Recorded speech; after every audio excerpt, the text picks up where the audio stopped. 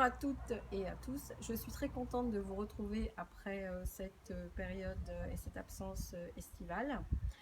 Alors, je vous avais promis donc une vidéo sur les légumes lactofermentés. Et donc, les lactofermentés, pourquoi? Parce qu'en fait, ce sont des probiotiques, mais également des prébiotiques. Il faut savoir qu'un probiotique ne fonctionne pas sans prébiotiques. Et comme la nature est bien faite, dans les légumes lactofermentés que vous allez confectionner chez vous à la maison, vous allez voir de manière très très simple, vous allez avoir le bonheur de pouvoir retrouver un microbiote. Donc le microbiote, c'est ce qu'on appelait avant la flore intestinale, en très bonne santé. Et vous le savez, une flore intestinale ou un microbiote qui est déréglé, principalement dans les problèmes de poids, mais également au niveau de votre immunité. Si votre microbiote n'est pas en forme, eh ben, vous serez plus facilement malade.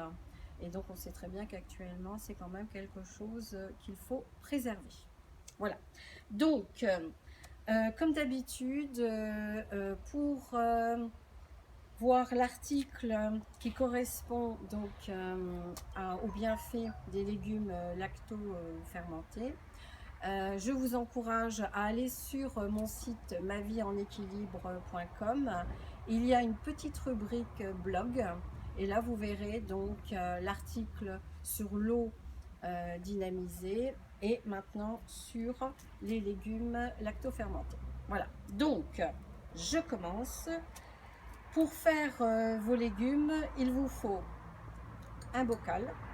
Alors celui-ci, c'est-à-dire avec le caoutchouc orange, et pas un bocal pour confiture. Celui-ci, ça ne va pas. Pourquoi? Parce que au cours de la fermentation, je veux dire, il y aura besoin d'un petit peu d'air parce que ça va faire du volume. Ok? Donc c'est pas complètement étanche. Comment découper les légumes? Alors ça, c'est pas trop bien parce que ça fait des carrés et ça va laisser trop d'espace entre les légumes. Donc plutôt les découper finement ou alors carrément faire par exemple des carottes râpées ou du chou râpé. Les légumes qui fermentent bien, que moi j'ai déjà testé, donc c'est carottes, j'ai fait des courgettes, des aubergines, vous voyez là il y a un mélange.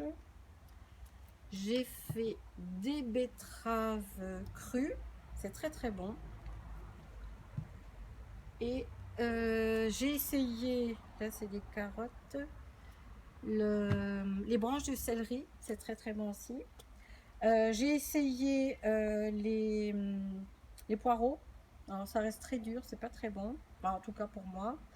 Et là, je fais une tentative avec des radis noirs. On verra bien. Expérience. Alors, voilà le découpage. Maintenant, vous pouvez mettre tous les aromates que vous souhaitez.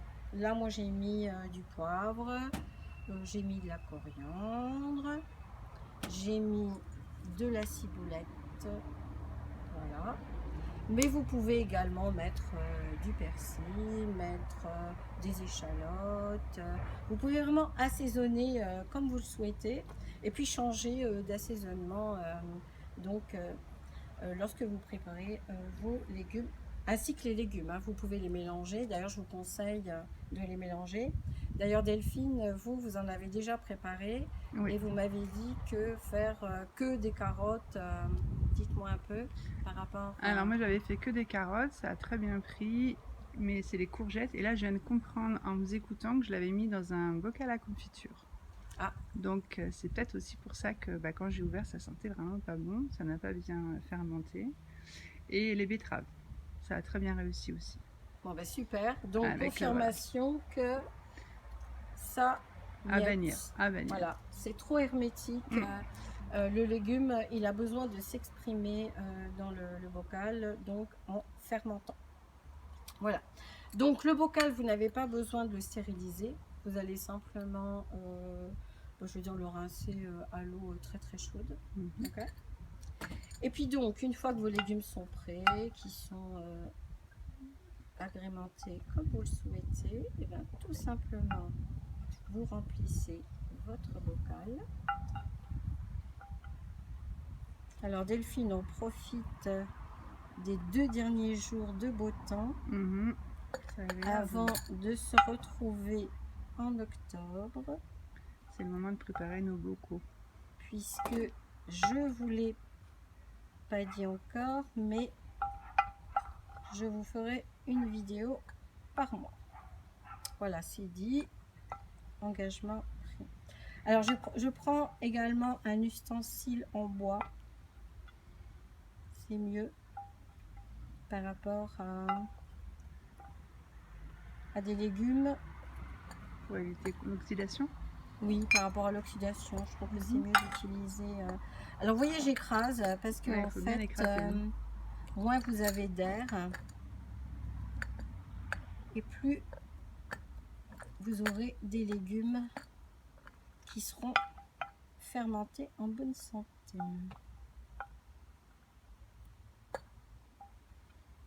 Alors vous remplissez jusqu'à peu près 2 cm du haut. Ne remplissez pas jusqu'en haut puisque la fermentation va durer 1 semaine. Si vous restez tout près du bocal, vous entendrez, ça va faire un petit sifflement. Et donc, voyez, donc là, ça suffit. J'appuie. Bien tassé. Je tasse bien pour éviter qu'il y ait de l'air. Ok. Voilà, c'est mieux. Et vous voyez, je laisse à peu près 2 cm. Voilà. Alors l'eau, c'est très important. Je vous réfère au premier article sur l'eau dynamisée. Alors, soit vous utilisez l'eau en bouteille, mais pas l'eau du robinet, ok. Soit là, moi j'ai acheté une gourde qui filtre l'eau avec un filtre au charbon. Et donc, je l'ai dynamisé. Là, il y a encore 2 bouteilles qui dynamisent au soleil. J'ai dynamisé, filtré. Et donc, là, c'est de l'eau du robinet, mais dynamisée et filtrée. D'accord.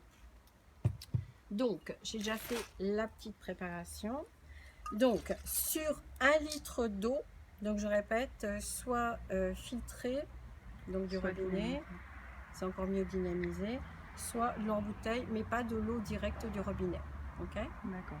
Et vous mettez dans 1 litre d'eau, vous mettez 30 grammes de sel. Alors, du gros sel de Guérande. D'accord. Voilà.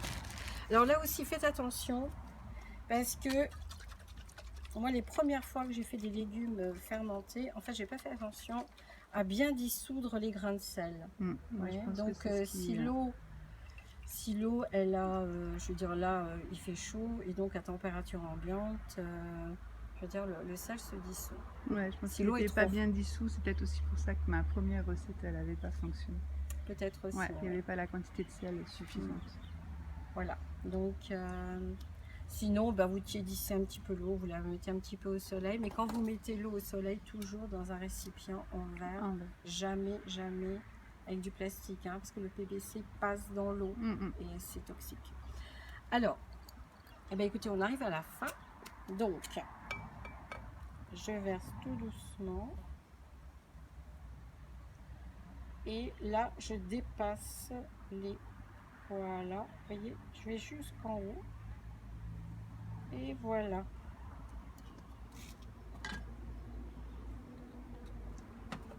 Alors, je vais rajouter un tout petit peu. Alors, si les légumes remontent, c'est pas un souci. Si vous êtes perfectionniste comme moi, vous essayez de les descendre. Mais de toute façon, là, avec l'eau, non, c'est bon. Allez.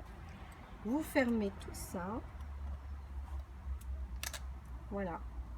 Et donc, vous le laissez une semaine à température ambiante dans votre cuisine, entre 20 et 25. Ok.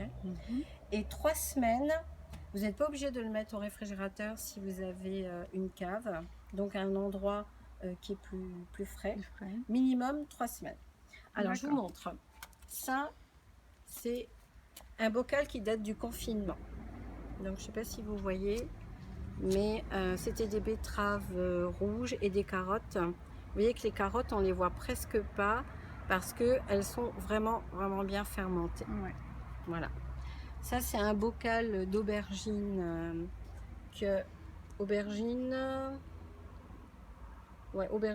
et il y a du céleri, des carottes, il y a des courgettes. Oui, là j'ai fait la fête des légumes. Donc celui-ci, il a 3 mois. Et le petit dernier que j'ai fait, il a tout pile 1 mois. Alors au bout d'1 mois, on peut le consommer. Il va être un petit peu plus acide, un petit peu plus, il va piquer un petit peu plus. Donc si vous aimez pas trop par exemple les cornichons qui sont très acides, attendez un petit peu, au bout de 6, 7, 8 semaines, ça sera un petit peu plus doux. Okay. Donc vous voyez que là ils sont encore au bout d'1 mois, ils sont croquants, mais on peut les consommer. Voilà. Alors l'avantage avec les légumes lacto-fermentés, c'est que vous pouvez les conserver jusqu'à 3 ans. D'accord. Ce qui est pas mal. Et quand il est ouvert, vous pouvez le bocal, vous pouvez le garder un petit peu comme les cornichons. Ça se garde vraiment longtemps. Alors, les quantités, on va dire, allez, comment je peux vous dire, quand vous n'avez pas trop l'habitude, à peu près cette quantité 3 fois par semaine. D'accord. Okay. Mais à vous de tester. Si, parce que c'est des probiotiques et prébiotiques qui sont très puissants, à vous de tester si ça va bien, à en consommer un petit peu plus. De toute façon, là, comme d'habitude, il faut écouter son corps. Il y a une fréquence plusieurs fois par semaine? Alors, moi en général, je l'utilise minimum 3 fois par semaine. D'accord. Okay. Et puis vous pouvez le faire midi et soir ou que midi. À vous de tester, je veux dire, si ça se passe bien au niveau de votre flore, et puis d'augmenter doucement. De toute façon, c'est votre corps qui va décider, qui va vous dire, c'est complètement naturel, donc il va vous dire quand ça va, quand c'est trop.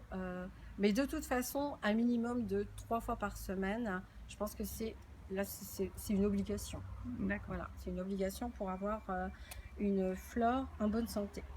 La dernière chose avant de vous quitter, au bout de 4 semaines minimum, quand vous ouvrez, alors je prends le petit dernier, quand vous ouvrez le bocal, ok, et que vous sentez que l'odeur, elle est nauséabonde, ça veut dire que les bactéries lactiques n'ont pas elles n'ont pas été assez fortes, et en fait c'est les bactéries putrécides, les moisissures qui ont pris le dessus. Donc dans ces cas-là, malheureusement, il faut le jeter. D'accord. Mais en tout cas, vous le saurez tout de suite. Vous ouvrez, soit c'est acide, c'est normal, mais si ça sent mauvais, il faut jeter. D'accord. C'est ce qui vous est arrivé, Delphine. Je confirme. C'est quand on ouvre, on sent vraiment bien l'odeur du légume, et voilà. Ça n'a pas une odeur nauséabonde. Donc quand c'est nauséabond, c'est que c'est pas bon. C'est ça. Et donc, comme ça, vous avez fait l'expérience je suis témoin. du mauvais bocal, de la mauvaise découpe, du sel, voilà. Quand on expérimente, effectivement, on passe par ces aléas. Eh bien, écoutez, moi j'ai été enchantée de vous retrouver, et puis donc je vous dis au mois prochain, donc pour vous parler des graines germées. N'hésitez pas à aller sur mon site mavienenéquilibre.com pour lire donc les articles dans la partie blog, à partager et à liker. Je vous dis à très bientôt, bye bye.